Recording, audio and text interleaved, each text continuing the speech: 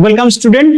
দেখো, আজকে আমরা একটা বিশেষ প্রবলেম নিয়ে আলোচনা করব, যে প্রবলেমটা ঠিক এই রকম: why most students never can speak English fluently and confidently even after completing courses from different institutes। যার বাংলা মানেটা হলো যে বিভিন্ন জায়গা থেকে কোর্স কমপ্লিট করার পরও কেন বেশিরভাগ স্টুডেন্ট ইংরেজিতে ফ্লুয়েন্টলি এবং কনফিডেন্টলি ইংরেজিতে কথা বলতে পারে না। এর কারণটা কি? আমরা প্রত্যেকেই চেষ্টা করছি ভাষা শেখার, ইংরেজি ভাষা শেখার, এবং সেই উদ্দেশ্যে অনলাইন অফলাইন বিভিন্ন ইনস্টিটিউট থেকে কোর্স করছি। কিন্তু তার সত্ত্বেও কোথাও না কোথাও যখন আমাদের রিয়েল লাইফে ইংরেজি বলার প্রয়োজন হয়, সেক্ষেত্রে দেখেছি যে ম্যাক্সিমাম স্টুডেন্ট নিজেকে কনফিডেন্টলি এবং ফ্লুয়েন্টলি এক্সপ্রেস করতে পারছে না। এবং এক্ষেত্রে নানান রকমের অজুহাত আমাদের সামনে আসে, সেগুলো আমরা প্রত্যেকেই জানি। কেউ কেউ বলে যে আমার প্র্যাকটিস নেই, কেউ কেউ বলে যে আমার মধ্যে স্টক অফ ওয়ার্ডস নেই, কেউ কেউ বলে যে আমি মোটামুটি জানি কিন্তু বলতে গেলে ভয় লাগে। তো যাবতীয় এই যে অজুহাত, যাবতীয় যে রিজন, তোমরা যেটাই বলো না কেন, আজকে আমরা এই ভিডিওতে এক্স্যাক্টলি জানার চেষ্টা করবো যে এই যে অজুহাতগুলো, এই যে কারণগুলো দেখানো হয়, সেটা কতটুকু ভ্যালিড, আর যদি অন্য কোনো কারণ থাকে সেই এক্স্যাক্ট কারণটা কি। তো এই পুরো কারণটা জানার জন্য এই ভিডিওটা প্রথম থেকে শেষ অবধি প্রত্যেকেই দেখো।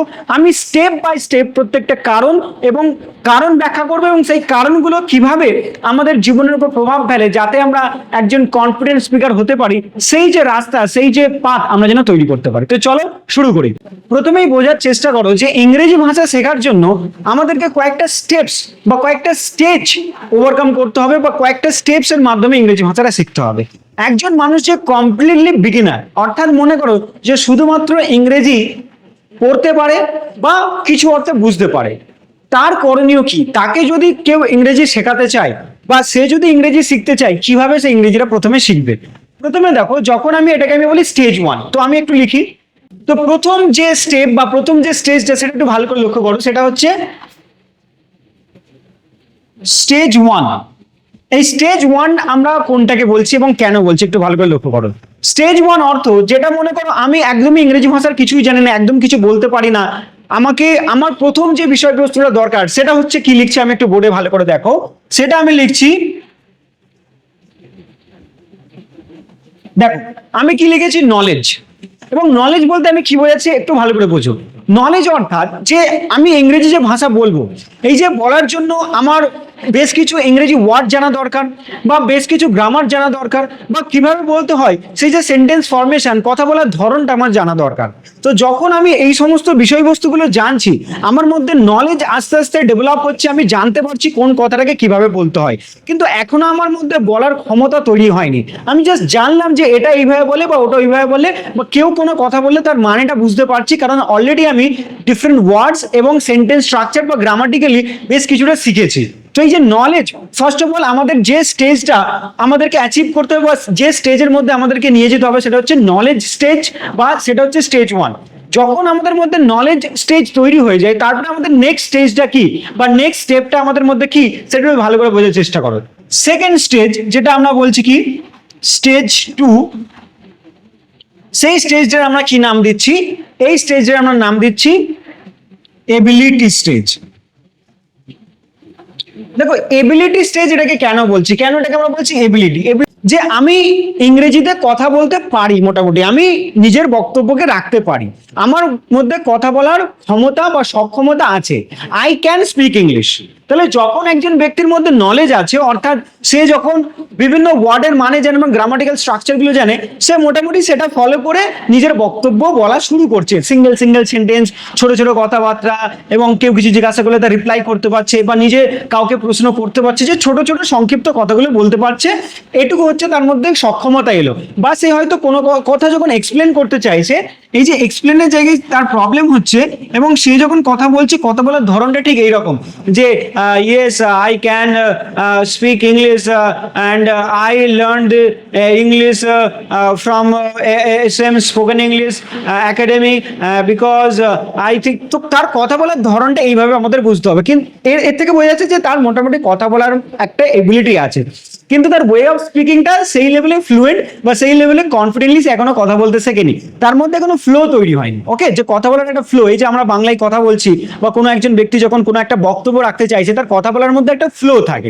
যখন আমরা নিত্যদিনের কথা বলি আমরা অত ফ্লো মেনটেন করে কথা বলি না, আমাদের কথাগুলো সংক্ষিপ্ত হয়।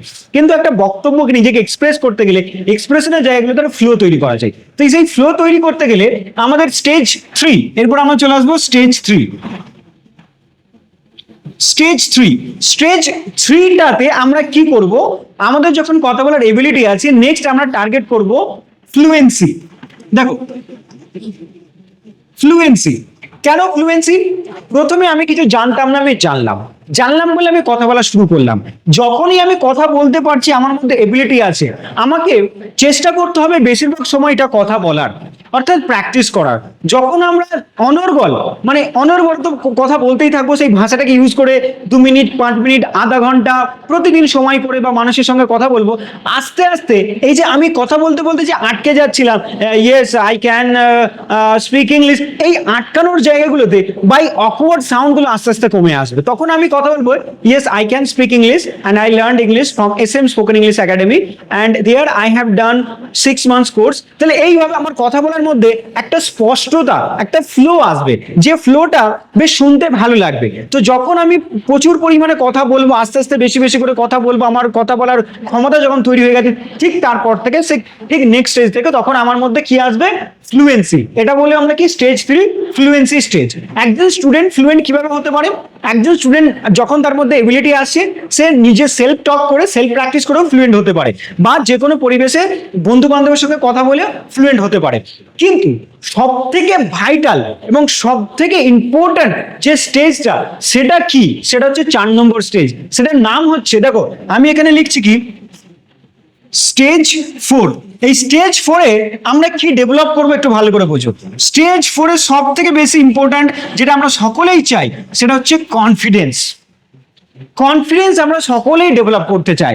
কারণ কোথাও না কোথাও আমরা দেখেছি যে স্টুডেন্ট তো কথা বলা শিখে যায়, ফ্লুয়েন্সি অনেক অর্থে চলে আসে, কিন্তু কনফিডেন্সটা একদমই লো থাকে, বা কনফিডেন্সটা ডেভেলপ করা অনেকের ক্ষেত্রে সম্ভব হয় না। তাহলে আমরা কনফিডেন্সটা কিভাবে ডেভেলপ করবো একটু ভালো করে বোঝো। তুমি তোমার মাতৃভাষায় ফ্লুয়েন্ট, কিন্তু তোমাকে যখন বিভিন্ন পরিবেশের মধ্যে ফেলা হবে, তোমাকে যখন বিভিন্ন পরিবেশের মধ্যে কথা বলার সুযোগ দেওয়া হবে, তুমি নিজের মাতৃভাষাও এলোমেলো করে বলবে, ভালো করে বলতে পারবে না। তো এই কনফিডেন্সটা আসে এনভায়রনমেন্টে, সেই পার্টিকুলার এনভায়রনমেন্টাল প্র্যাকটিসের মাধ্যমে। মনে করো আমি বলতে চাইছি যে আমি কনফিডেন্টলি ক্যামেরার সামনে কথা বলবো, তো কি করে সম্ভব? আমাকে ক্যামেরার সামনে এসে কথা বলতে হবে। আমি যদি শুধু বিভিন্ন পরিবেশে বন্ধুর সঙ্গে কথা বলি, নর্মাল কথা বলি, কিন্তু আমি ক্যামেরার সামনে কনফিডেন্ট হতে পারবো না। তাহলে এই যে কনফিডেন্সটা, কনফিডেন্টলি কথা বলা বিভিন্ন পরিবেশে, তাহলে আসবে সেই পরিবেশে গিয়ে প্র্যাকটিসের মাধ্যমে। বা আমি বললাম যে তুমি অজানা মানুষের সামনে একদম তোমার থেকে যারা মানে কি বলবো, যোগ্যতায় বা যাদের অথরিটি তোমার থেকে বেশি, তোমার বস, তোমার টিচার, তাদের সামনে তুমি কিভাবে কনফিডেন্টলি কথা বলবে, এটা যদি তুমি অ্যাচিভ করতে চাও, তাহলে তোমাকে কি দেখতে হবে, যে গ্রুপ ডিসকাশন বা এই যে পাবলিক স্পিকিং, এই ধরনের কারিকুলামে তোমাকে প্র্যাকটিস করতে হবে। যে পাবলিক স্পিকিং আমি করতে পারছি কিনা, পাবলিক স্পিকিং ইভেন্টে আমি যাচ্ছি, সেখানে আমি রিহার্সাল করছি, প্র্যাকটিস করছি, এবং প্রথমে আমি ছোট ছোট থেকে শুরু করছি, ক্লাসমেটের সামনে প্র্যাকটিস করছি, আস্তে আস্তে অডিয়েন্সের সংখ্যা বাড়াচ্ছি। এইভাবে আমি পাবলিক স্পিকিং যখন করছি, আমার মধ্যে কনফিডেন্স লেভেলটা, দেখো ফ্লুয়েন্সি চলে এসেছে কিন্তু কনফিডেন্স এখন এইরকম পরিবেশে আসেনি। আস্তে আস্তে আমি কনফিডেন্ট হতে থাকছি এবং ফ্লুয়েন্সি আমার একই সঙ্গে বাড়তে থাকছে। একই রকম ভাবে যখন আমরা আমাদের স্টুডেন্টকে পডকাস্ট করাই, পডকাস্টে কি হচ্ছে, আমি তাদের সামনে বসে আছি, তাদেরকে বিভিন্ন রকমের প্রশ্ন করছি, তারা একজন এক্সপার্টের মতো উত্তর দেওয়ার চেষ্টা করছে। এইভাবে ধীরে ধীরে তাদের মধ্যে একটা কনফিডেন্স গ্রো করছে বিভিন্ন অ্যাক্টিভিটি। বা তাদেরকে যখন আমরা বাইরে নিয়ে যাচ্ছি, গ্রাউন্ড রিপোর্টিং করাচ্ছি, তারা বাইরের পরিবেশে গিয়ে একটা, মনে করুন সবাই তাদের দিকে তাকিয়ে আছে, একটা সেই রকম একটা ইন্টেন্স একটা পরিবেশে গিয়ে তারা ইংরেজিতে নিজের বক্তব্যকে এক্সপ্রেস করছে। এই জায়গাগুলোতে আমাদের নার্ভটা খুবই মানে কি বলবো, শক্তিশালী হচ্ছে, বা আমরা কনফিডেন্ট জার্নির দিকে আস্তে আস্তে চলে যাচ্ছি। তাহলে এই লাস্ট স্টেজটা কিন্তু আমি ঘরে একা বসে অ্যাচিভ করতে পারবো না। এই লাস্ট স্টেজটা অ্যাচিভ করতে গেলে আমাকে সেই পরিবেশ, সেই প্ল্যাটফর্মে যেতে হবে, যে প্ল্যাটফর্ম আমাকে এই ট্রেনিংটা দিতে পারবে।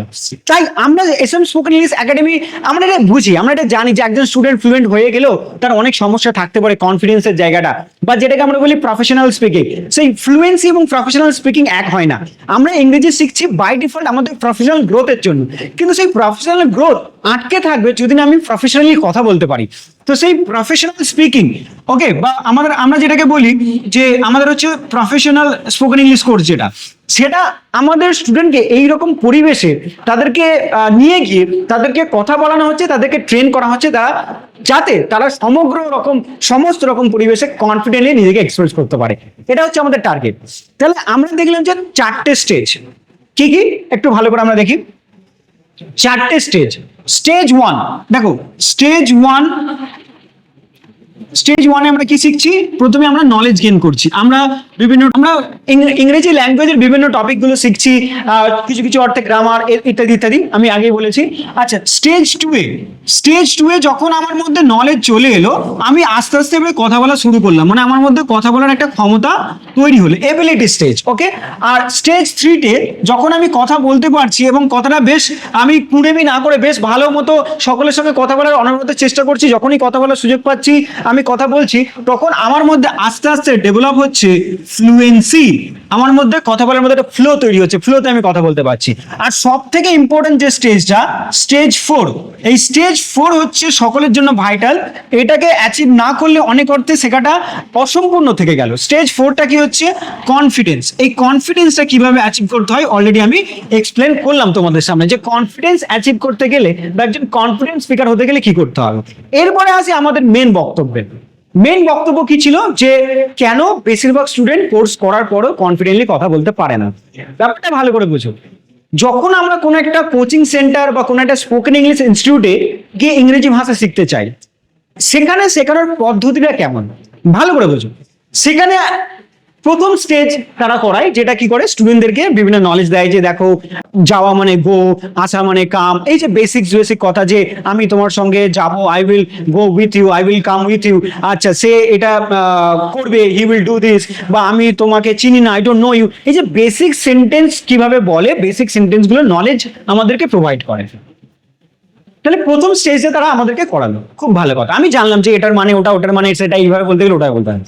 কিন্তু যেহেতু স্টেজ 2 এ কি হচ্ছে, তাদেরকে মনে করেন বেশিরভাগ বাংলা মিডিয়ামের স্টুডেন্ট না, তারা কিন্তু শেখার পরেও বলতে চায় না।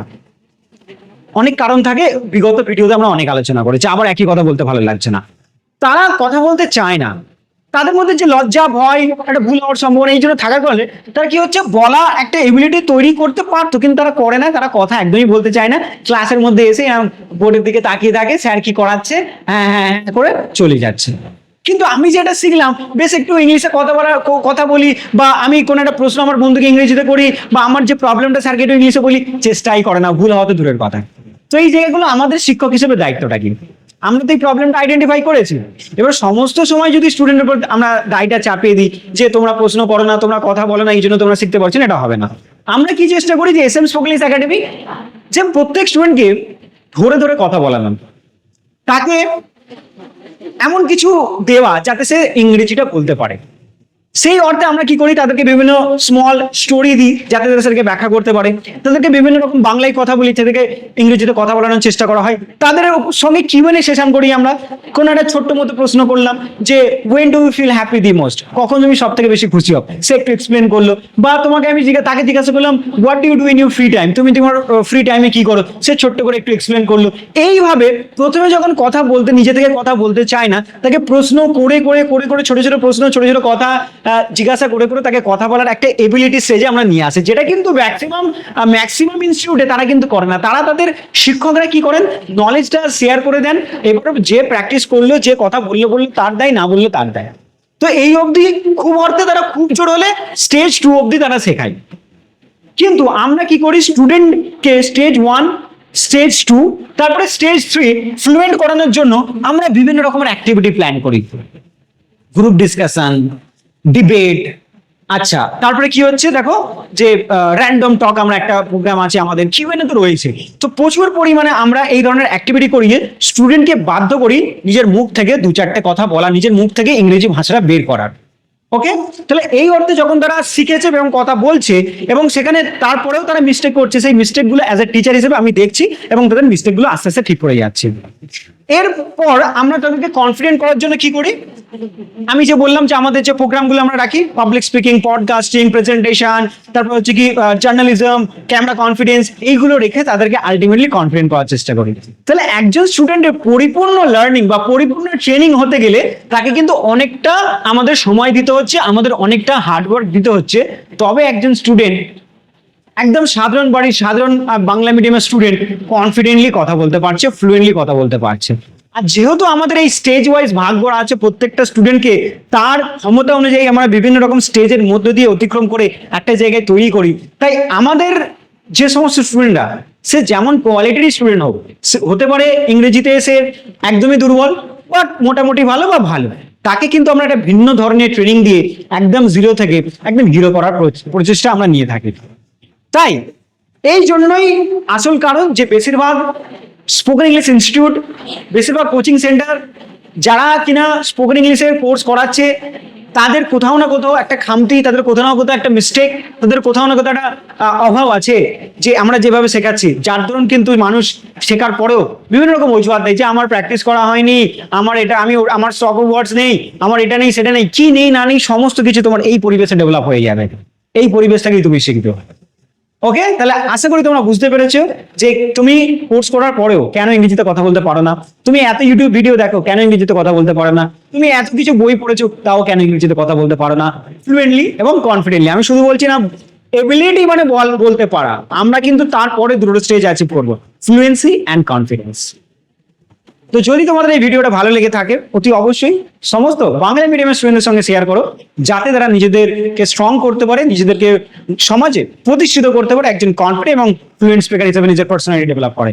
ধন্যবাদ, দেখা হচ্ছে পরবর্তী ভিডিওতে।